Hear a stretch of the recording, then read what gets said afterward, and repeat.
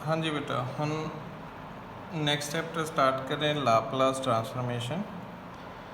तो in short इनू LT नाल डिनोट करते हैं लाप्लास ट्रांसफॉर्मेशन।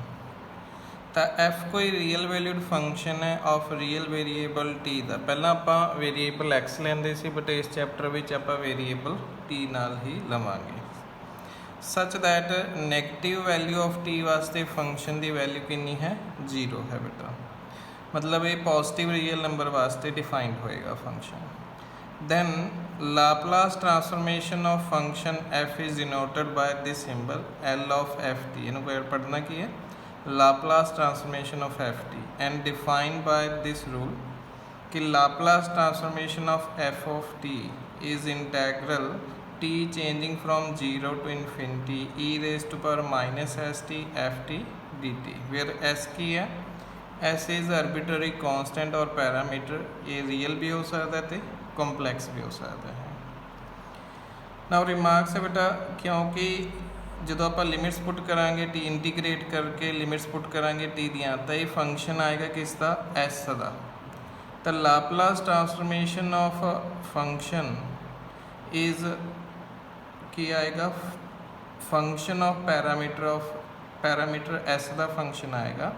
तो आप Laplace transformation of F of T नू किस नाल डिनोट करते हैं? Capital F of S, that is capital F of S is Laplace transformation of F T.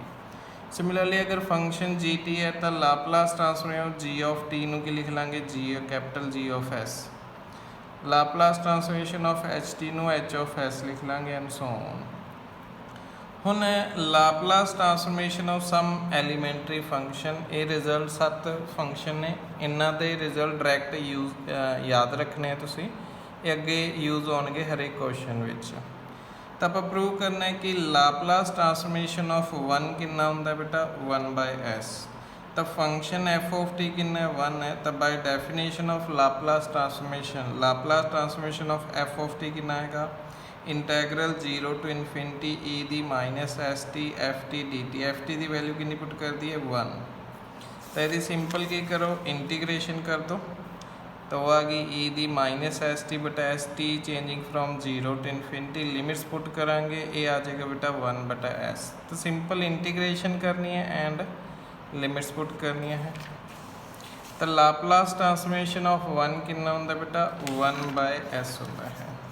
Second है Laplace transformation of T the raise to power alpha, ये होंगे gamma alpha plus 1 upon S raise to power alpha plus 1।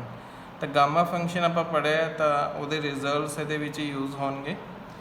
तो by definition Laplace transformation of T D alpha कितना आएगा? Integral 0 to infinity the minus S T T raise to power alpha D T. ਹੁਣ ਇਹਨੂੰ gamma function बनाने वास्ते S T नू की put करता? वाई। तो डी टी हो गया डी वाई बटा एस। लिमिट चेंज कर लिया तो ये बन गया बेटा limit Y changing from 0 E the minus Y upon S raise to power alpha D Y upon S. तो सिंपलीफाई करके बेटा ये बन गया gamma alpha plus 1 upon S raise to power alpha plus 1। तो Laplace transformation of T the alpha कितना होंगे? Gamma alpha plus 1 upon S raise to power alpha plus 1।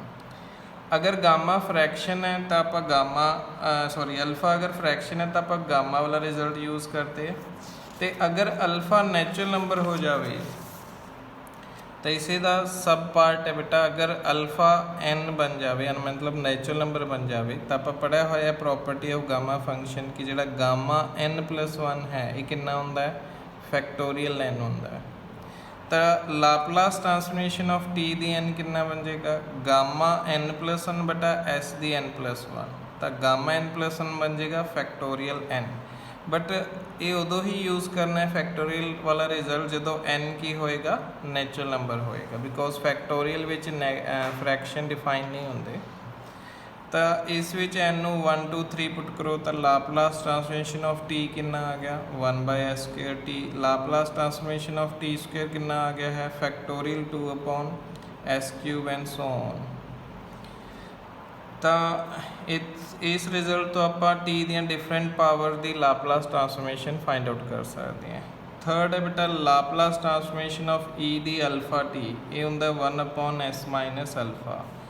तो इत्थे एफ ऑफ टी कितना है ई रेस्ट पर alpha T. तो by definition of Laplace transformation of E डी अल्फा टी कितना आ गया integral T changing from 0 to infinity E the minus S T the alpha T. Powers combine कर ले इंटीग्रेट कर ले बेटा तो सिंपलीफाई कर लिया। जस्ट इंटीग्रेशन ही करनी है और कुछ नहीं करना। तो इस तो प्रूव हो जाएगा कि लाप्लास ट्रांसफॉर्मेशन ऑफ ई डी अल्फा टी कितना आएगा 1/s माइनस अल्फा। तो सिमिलरली तुसी बाकी रिजल्ट भी प्रूव कर सकते हैं ना। तो ये 7 एलीमेंटरी फंक्शन है जिन्हों के रिजल्ट तुसी डायरैक्ट याद रखने हैं बेटा। जिन्ना छेती याद कर लोगे उन्ना ही फायदा रहेगा सोनू, ठीक है जी। क्योंकि ये हरेक अगले एक्सरसाइजा में यूज़ होने हैं। तो लाप्लास ट्रांसफॉर्मेशन ऑफ 1 होंगे बेटा 1/s। Laplace transformation of T the alpha होंगे गामा अल्फा प्लस 1 बटा एस दी अल्फा प्लस 1। तो अगर अल्फा बराबर n नेचुरल नंबर बन जाए तो Laplace transformation T raised power n कितना हो जाएगा factorial n upon s raised to power n plus 1। Laplace transformation of E डी अल्फा टी हो जाएगा 1/s माइनस अल्फा। इसी तरह hyperbolic sine hyperbolic cos sine and cos simple trigonometric function दे ये 7 एलीमेंटरी फंक्शन ने जिन्हों के रिजल्ट तुसी याद रखना है। तो फस्ट एक्सरसाइज विच जिहड़ी आपां लाप्लास ट्रांसफॉर्मेशन करनी है बेटा वो बाय डेफिनेशन नाल ही करनी है। तो वो तुसी ट्राई करना सिंपल इंटीग्रेशन है और कुछ भी नहीं है, ठीक है। तो फस्ट एक्सरसाइज तुसी ट्राई करनी है, ये रिजल्ट प्रूव भी करने तो याद भी रखने हैं। तो अगे आपां सैकेंड एक्सरसाइज करांगे। तो अज वास्ते इन्ना ही करांगे बेटा। तो फस्ट एक्सरसाइज तुसी ट्राई करो बेटा। ओके।